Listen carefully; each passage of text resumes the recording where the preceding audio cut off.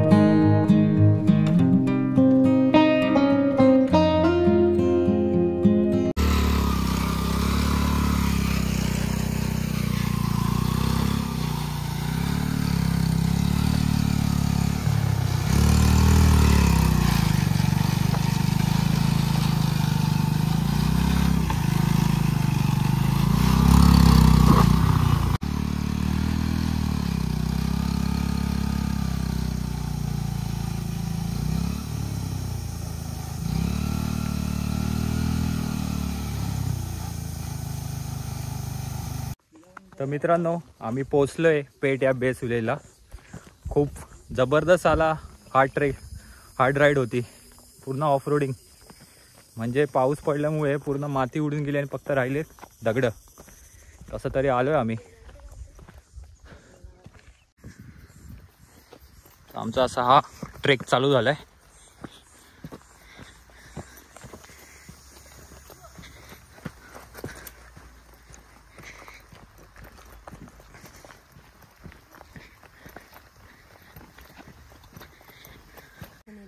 तर आम्ही एक छोटा गाईड घेतलाय, वरुण सुनील गुळे. वरून नाव आहे याचं. तो आम्हाला आज गड दाखवणार आहे. चल चल. आज अजून त्याची शाळा चालू झाली नाहीये. तुम्ही विचार करशील की याची शाळा बंक केली काय नाही. शाळेची फक्त पॅन्ट घातली. हो, शाळेची फक्त पॅन्ट घातली. शाळा उद्या चालू होईल. शाळा उद्या चालू होईल. पण शनिवार आहे तो शाळेत जाणार नाहीये. तो डायरेक्ट सोमवारी शाळेत जाणार आहे. हो. तर मित्रांनो, कोथळीगडसाठी आपल्याला पेठ या विलेजमध्ये बेस विलेजला यायला लागतं. तर या विलेजला येण्यासाठी आपण कर्जतवरून कशिडी मार्गे जाणारी ST पकडू शकता.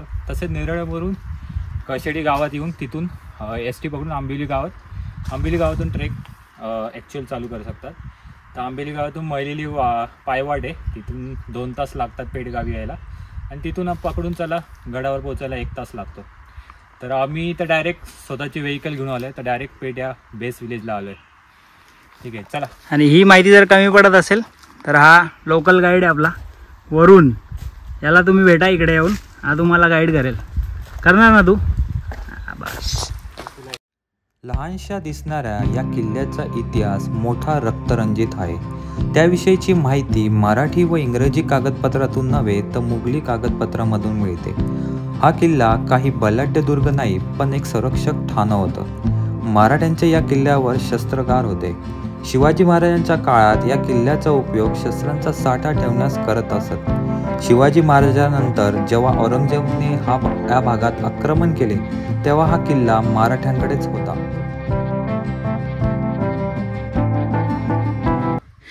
पाहू शकता पूर्ण दगडांनी भरलेली पायवाट आहे, पूर्ण दमछाट करत आहे. आणि समोर बघा किती मस्त व्ह्यू आहे. सगळीकडे सह्याद्रीच्या डोंगररांगा, पहाड पहाड और पहाड. इथे आमची दमछाट होती आहे, परंतु हा छोटा मुलगा बघा जो वरून, तो एकदम फटाफट वर चढतोय.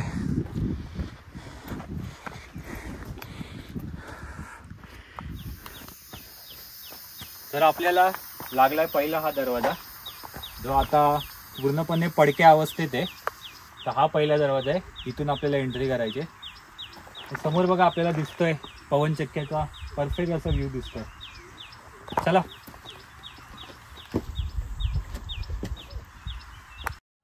संभाजी महाराजांच्या कारकिर्दीत या किल्ल्याला फार महत्त्व होते.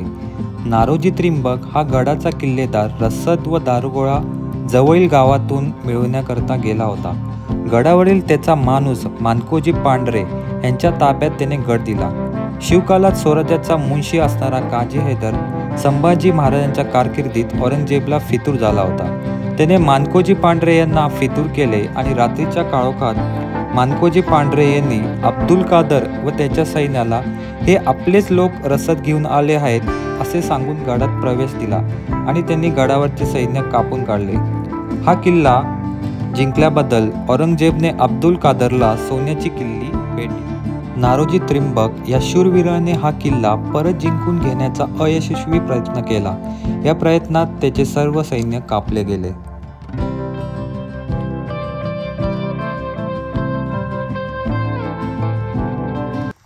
शॉर्टकट घेतलाय आपण, पाहू शकता खाली पूर्ण अशी दरीच आहे.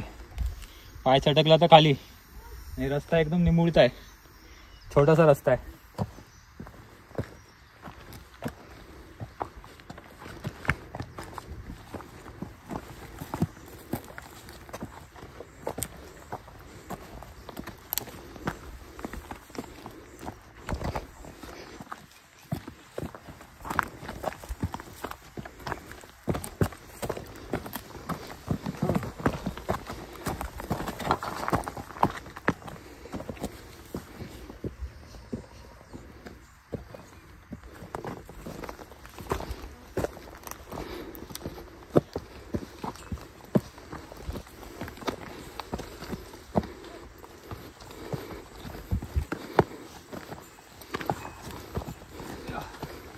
मित्रांनो आपल्याला ती बघा तटबंदी दिसायला लागली आहे गडाची. तर ती तटबंदी पुढे आपली पडक्या अवस्थेत पण आहे. तर थोडासाच पॅच राहिला आहे आणि आपण थेट गडाकडे पोचून जाऊ. चला.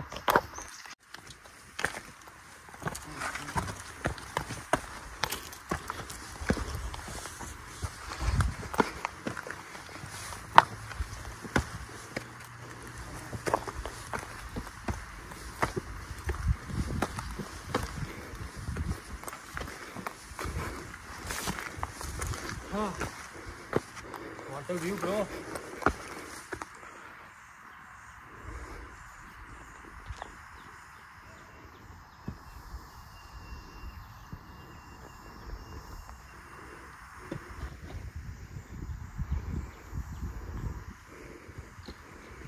तर पहिल्या दरवाजानंतर आपल्याला हा लागलाय दुसरा दरवाजा, पाहू शकता. आणि या साईडला गडाची तटबंदी पण आहे.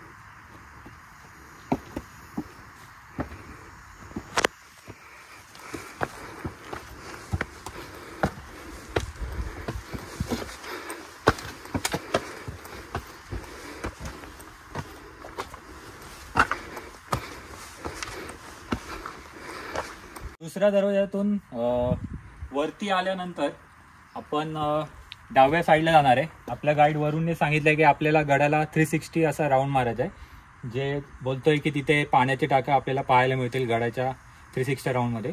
तर आपण बघूया.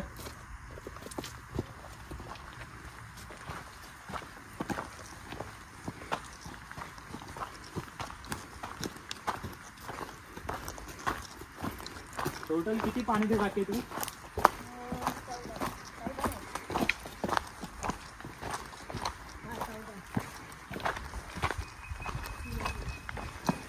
तर इथे पुढे पहिली आपल्याला ही पाण्याची टाकी लागलेली आहे, पाहू शकता. खूप अशी रुंद अशी मोठी पाण्याची टाकी आहे. पाणी पण आहे, बऱ्यापैकी पाणी कमी झालेलं आहे इथे. तर वरूनने सांगितल्यानुसार इथे या गडावर टोटल 14 पाण्याचे टाके आहेत. तर ते आपण बघणार आहे व्हिडिओमध्ये. 14 पाण्याचे टाकं बोलल्यावरती पूर्वीच्या काळी इथे रहदारी खूप असेल. हो, म्हणजे त्या काळी पाण्याची उत्तम अशी सोय होती. हा गडाचं महत्व म्हणजे शिवछत्रपतींच्या काळात इथे शस्त्रागार साठा ठेवला जायचा. तर या गडाचे खूप असे चांगले महत्व होते आपल्या महाराजांच्या काळात. ते बघा, हे आपल्याला लागले दुसरं पाण्याचं टाकं. बऱ्यापैकी मोठं आहे, पाहू शकता. पूर्ण कातळात असं कोरलेलं आहे पूर्ण.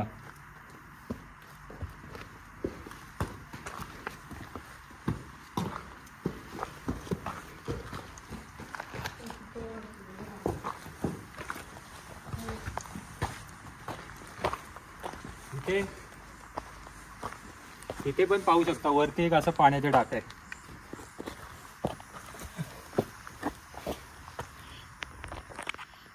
पाहू शकता, हे पण एक पाण्याचा टाक आहे. पण पूर्ण पाणी वरती असं पूर्ण शेवाळे टाईप झालेलं आहे. हे पाणी बाजू पिण्यायोग्य नाही आहे.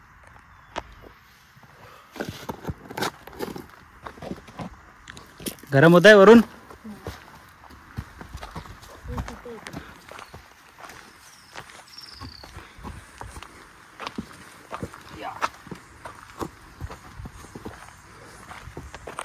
इथे पण एक पाण्याचं टाके आपल्याला पाहायला मिळतं, पाहू शकता. इथे पण पाणी आहे, पण हे पिण्यायोग्य नाही आहे.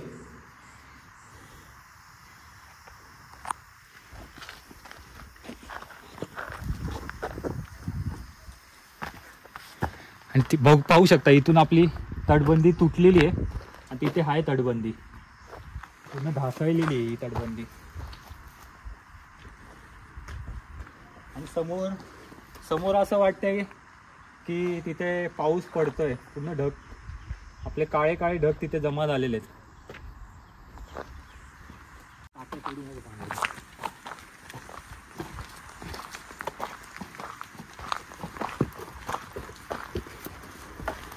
ही बघा ही तटबंदी. आणि इथून बंदुकीचा मारा नाहीतर भाला नाहीतर गरम तेल ओतलं जायचं.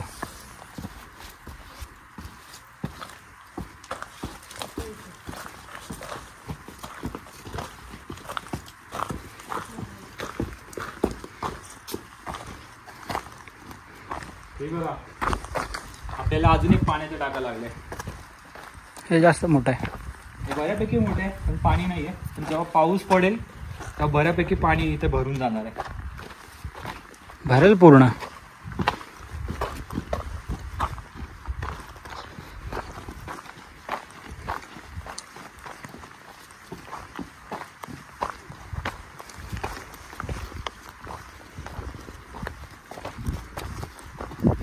आता किती आपल्याला जवळ दिसत आहेत या पवनचक्क्या.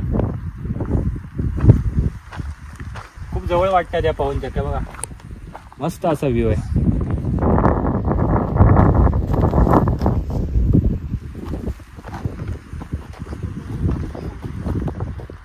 तर ही आपल्या गडाची मागची साईड आहे आणि इथे गुफा दिसते आपल्याला. चला बघू आपण.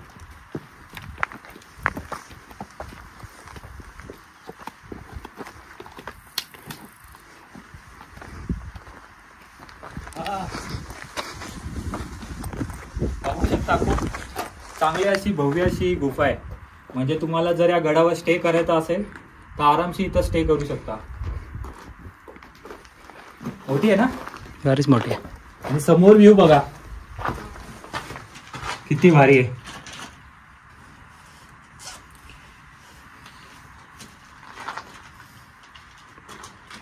इथे आम्ही 360 राऊंड मारतोय. परंतु आता बघा पुढे आल्यानंतर एकदम छोटीशी पायवाट लागली.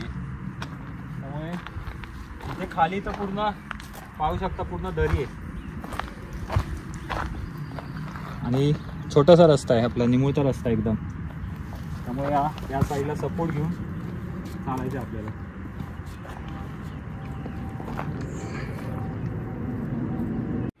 पाहू शकता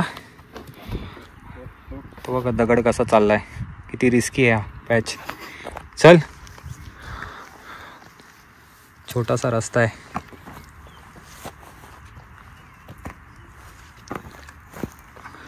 ह्याचा सपोर्ट घेऊन चढायला लागतंय.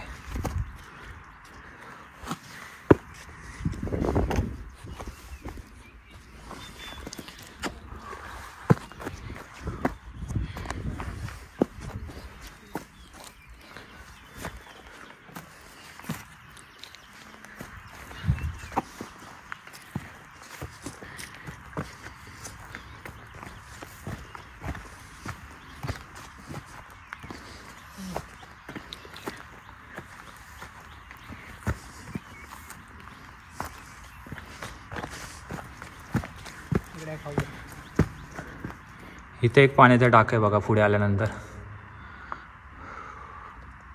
आणि हा तो आपला रिस्की पॅच. आणि समोर बघा लांबच लांब पसरलेल्या आपल्या सह्याद्रीच्या रांगा.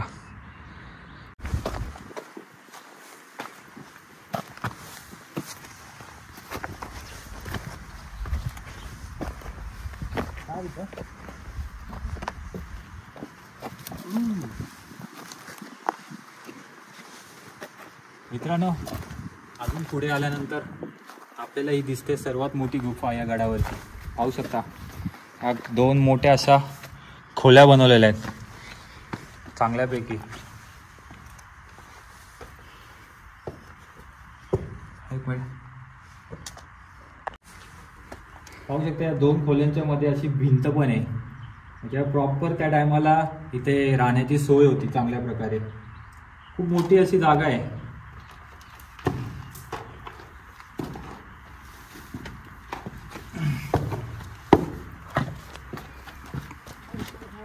नंतर इथे पुढे तर इथे एक पाण्याचं टाक आहे. बऱ्यापैकी आपल्याला इथं पाणी दिसतंय चांगल्या प्रकारे. पण इथे थोडा गाळ साचलेला आहे तर हे पाणी पिण्यायोग्य नाही आहे. चला आता आपण पुढे जाऊ. इथे पण थोडं जाताना सांभाळून.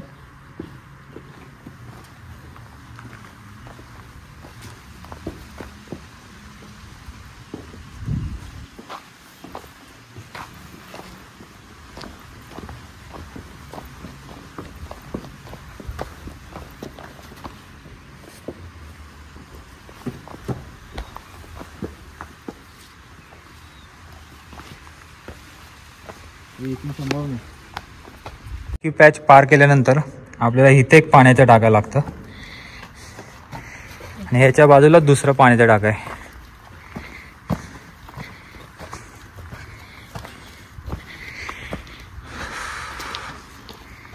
परफेक्ट आपला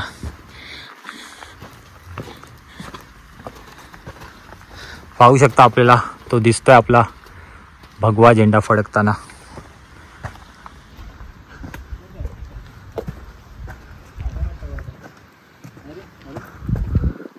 आणि आपल्याला इथे हा लागलाय गडाचा बुरुज, जो बऱ्यापैकी चांगल्या अवस्थेत आहे.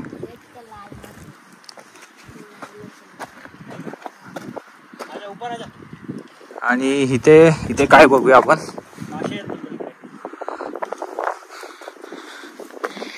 हो, इथे पण पाण्याचा टाक आहे. आपल्या गाईड वरूनने सांगितलं नुसतं इथे मासे आहेत. तर बघूया आपण मासे बघायला दिसतील का. कुठे रे. तर आपल्याला इथे बुरुज लागल्यानंतर बुरुजच्या समोरच आपल्याला या 2 तोफा पाहायला मिळतात. बघा ही तोफ पण किती मजबूत आणि कशी उचलून आणली असेल वरती. आणि त्याला अलीकडच्या काळातच हा बैलगाडा लावण्यात आलेला आहे. आणि ही एक छोटी तोफ आहे.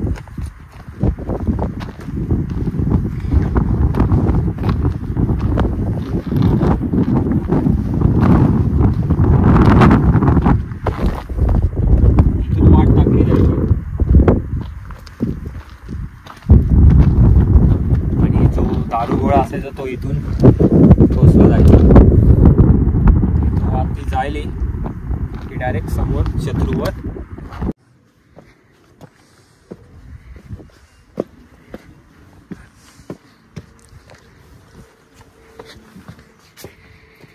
इथे पण आपल्याला एक पाण्याचं टाकं पाहायला मिळत आहे. बऱ्यापैकी पाणी, चांगलं पाणी आहे. प्यायचं आहे. गार पाणी पाणी काढायचा प्रयत्न करतोय. पाणी बऱ्यापैकी खाली गेलेलं आहे. तर बघूया माझा हात पोचतो का खाली.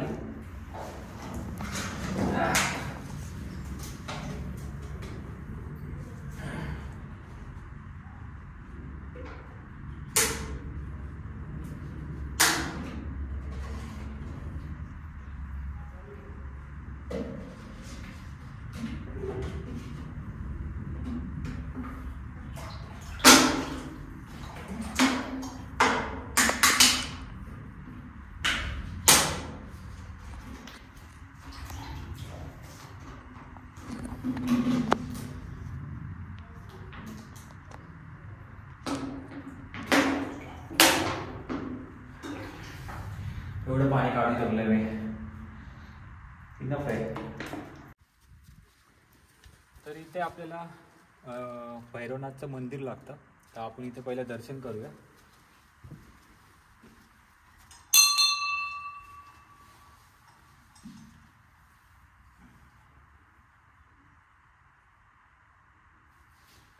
पाहू शकता बऱ्यापैकी अशी इथं चांगली जागा आहे. इथे तुम्हाला स्टे करायचं तर आरामशीर करू शकतो.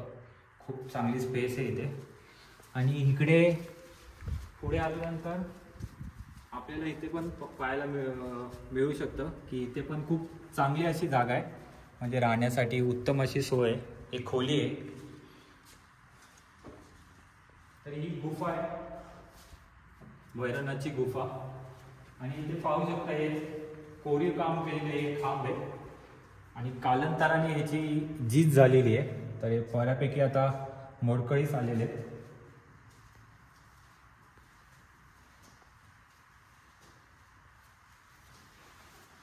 खूप भव्य अशी ही गुफा आहे. मस्त आरामशीर इथे थोडा वेळ तुम्ही रिलॅक्स करू शकता. इवन नाईट स्टे पण इथे करू शकता.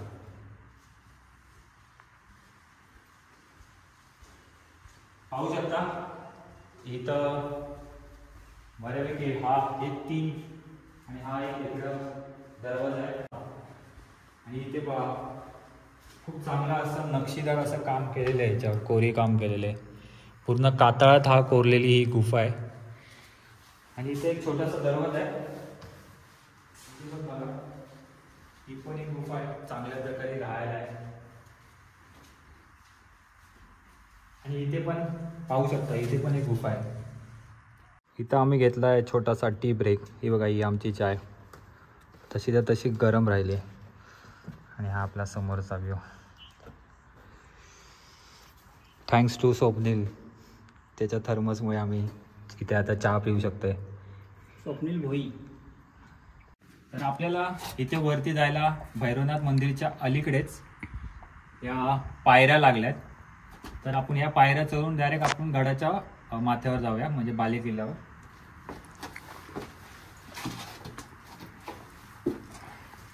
पूर्ण या कातळात कोरलेल्या पायऱ्या आहेत. पाहू शकता कसं सुंदर असं हे स्ट्रक्चर आहे.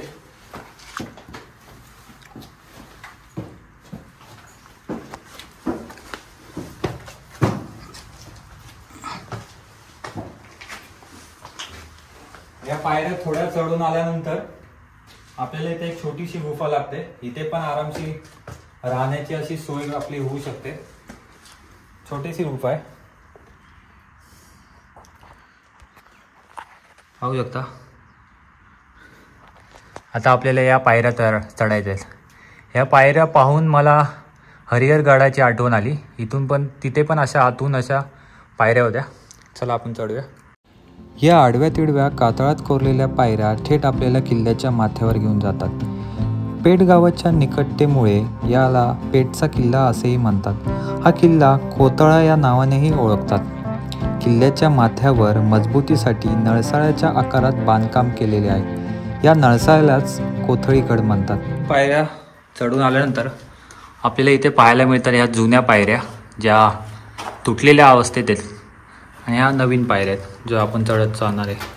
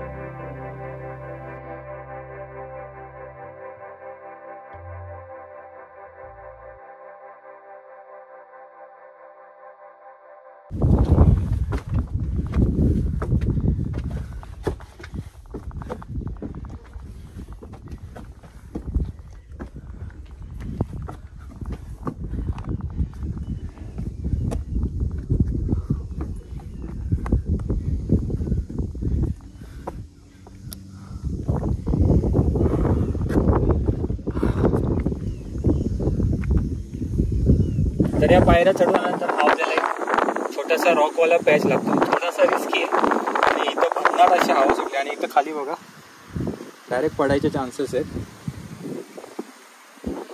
चला चढूया.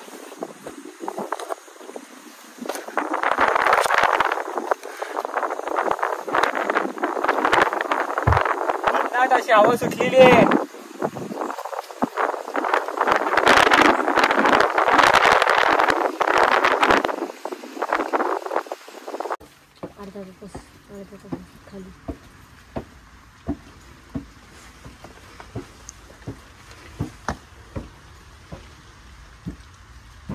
पायऱ्या चढून आल्यानंतर बघा आपल्याला हा दरवाजा लागलाय आणि या दरवाजातून पायऱ्या चढल्यानंतर आपण वरती पोहोचलो.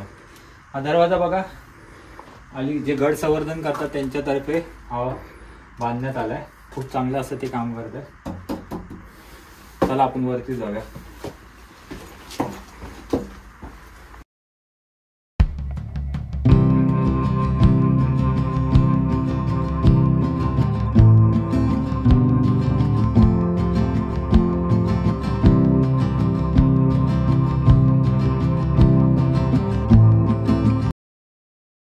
तर या पायऱ्या चढून आल्यानंतर आपल्याला वरती आपण या गडाच्या एक बुरुजवर पोहोचतो आणि या बुरुजवरच वरती एक पाण्याचं टाकं पाहायला मिळतं आपल्याला.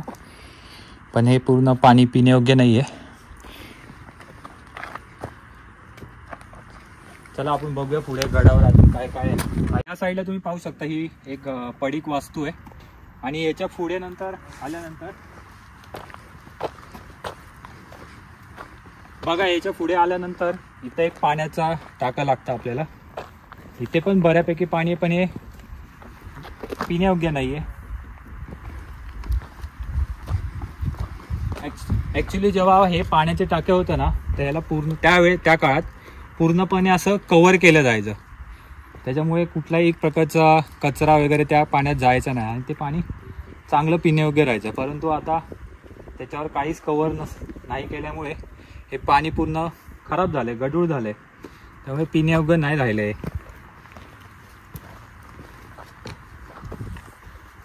तर आमचा गड पूर्णपणे एक्सप्लोअर करून झालेला आहे. तर आम्ही खाली उतरायला चालू केलं आहे